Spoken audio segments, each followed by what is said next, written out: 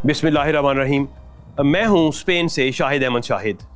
मैं जब पहली दफ़ा बार्सिलोना के कब्रिस्तान में आया तो मैं ये देखकर हैरान रह गया कि यहाँ पे कब्रें कई मंजिला हैं।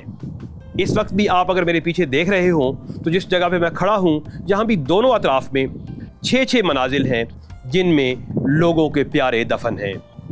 मैंने खालिद शहबाज चौहान से पूछा कि क्या स्पेन के जितने कब्रिस्तान हैं उन सब में इसी तरीक़ेकार के तहत लोगों के जस्द खाकी जो है वो दफन है, या कि जहाँ खुली जगह हैं, जहाँ देहात हैं, वहाँ बड़े बड़े कब्रिस्तान हैं और इस तरह स्टेप में जो कब्रें हैं वो नहीं हैं। जी खालिद। जी शाह साहब, जी ऐसी बात है। खासकर जो बड़े शहर हैं, जिस तरह हम बार्सिलोना के मौजूद वाले कब्रिस्तान में मौजूद हैं, तो यहाँ पे आपको 75% जो है वो कब्रें इसी तरह नज़र आ रही हैं, जो ऊपर नीचे फ्लैट सिस्टम समझ लें इस तरह। लेकिन जैसे ही आप बार्सिलोना जैसे बड़े शहर से बाहर निकलते हैं तो जो छोटे इलाके हैं उसमें आपको दोनों चीज़ें नज़र आएंगी। जिस तरह यहाँ 75% आपको ऊपर नीचे नज़र आ रही है, वहाँ पे आपको 75% दूसरी कब्रें नज़र आएंगी। लेकिन हर जगह पे आपको कुछ ना कुछ एरिया उन्होंने मखसूस किया हुआ है जहाँ पे ये इस तरह की ऊपर नीचे फ्लैट सिस्टम की तरह जो है वो कब्रें बनी हुई हैं।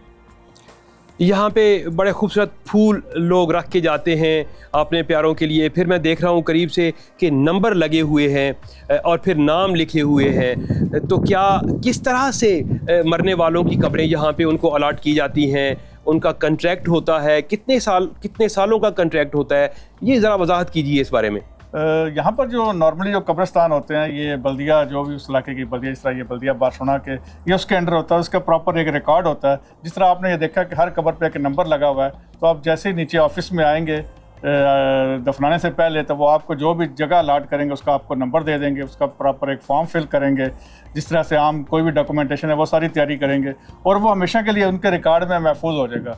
तो कल को आप नंबर नहीं भी याद, आप अपना नाम बताते हैं तो वो आपको कब्र का नंबर दे देंगे ताकि आपको पता हो, क्योंकि लाखों की तादाद में यहाँ पर कब्रें मौजूद हैं। तो ज़ाहिर है फिर आपके पास नंबर होगा, फिर वो गली का नंबर है, फिर वो एरिया का नंबर है, तो वो सारा उनके पास डिटेल से मौजूद होगी। जिस तरह आप पाकिस्तान में प्लाट लेते हैं किसी भी जगह, तो प्लाट का नंबर, गली का नंबर, वो सारा कुछ होता है। तो ये बिल्कुल वैसे ही यहाँ पे भी आप उस नंबर से आसानी से अपनी कब्र पर पहुँच सकते हैं। जी हाँ, बिल्कुल ब्लॉक बने हुए हैं मुख्तलिफ। मगर ये भी बताइए कि लोग कंट्रैक्ट करते हैं 5 साल के लिए, 10 साल के लिए, 30 साल के लिए, उसका क्या तरीक़ेकार होता है? जी बिल्कुल, ऐसे यहाँ पर जो नॉर्मली ये 15 साल, 30 साल, 50 साल और 99 नॉर्मली जो कॉन्ट्रैक्ट जो जिसको कहा जाता है ये परमानेंट है, वो 99 ईयर का होता है। उसके बाद आप उसको बढ़ा सकते हैं। और जो 15 साल का भी कॉन्ट्रैक्ट है तो उसमें यह है कि 15 साल आपने पे कर दी, 15 साल वहाँ से आपको नहीं हिलाएंगे।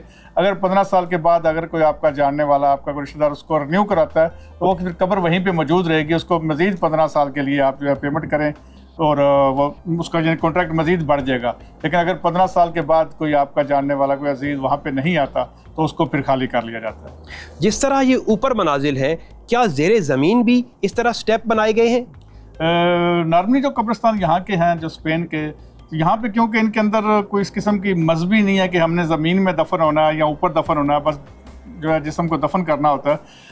इस तरह मुसलमानों के अंदर मुझे याद है जब हमारी बात हुई थी बार्सिलोना बल्दिया के साथ मुस्लिम कब्रिस्तान के लिए जो हमने मंजूर कराया था, तो उसमें फिर ये थे कि हमने क्योंकि मिट्टी के अंदर दफन करना होता है, तो जो मुसलमानों के लिए कब्रिस्तान है उसमें नीचे इसकी 3 मंजिलें रखी की हैं। यानी कि एक कब्र के अंदर 3 मुर्दे जो दफन होते हैं, पहले एक मुर्दा दफन करते हैं, उसके बाद उसको बंद कर देते हैं, फिर दूसरा, फिर तीसरा। तो जिस तरीके से ये ऊपर करते हैं मुसलमानों के लिए, उन्होंने ज़मीन के अंदर जो है वो 3 कब्रें रखी हैं।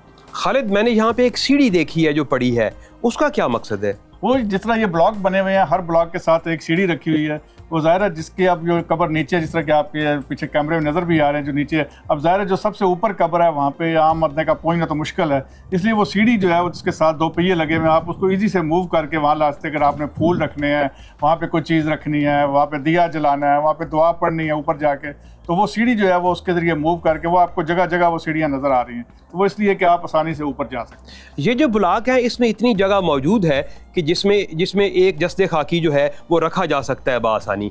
मगर कुछ ब्लॉक मैंने ऐसे देखे जो बिल्कुल छोटे छोटे बड़े महदूद से थे। यहाँ पर जो है 2 किस्म के लोग हैं। एक वो जो बिल्कुल किसी भी मज़हब को नहीं मानते, हज़रत ईसा को भी नहीं मानते, तो वो क्या करते हैं, वो अपनी बॉडी को जला देते हैं। तो जलाने के बाद जो राख होती है उस राख को फिर एक डब्बे के अंदर रख के, वो जो छोटे छोटे आपको शुरू में हमें नज़र आए हैं, तो बिल्कुल पतली सी वो दीवार बनी है, उसके अंदर बाद तख्ती लगी हुई है, तो वो जो खाक होती है जिस्म की, वो उस खाक को वहाँ पे दफन कर देते हैं और उसके ऊपर वो तख्ती जिस तरीके से यहाँ पे मुर्दों के आगे लगी वहाँ पे भी तख्ती लगा देते हैं।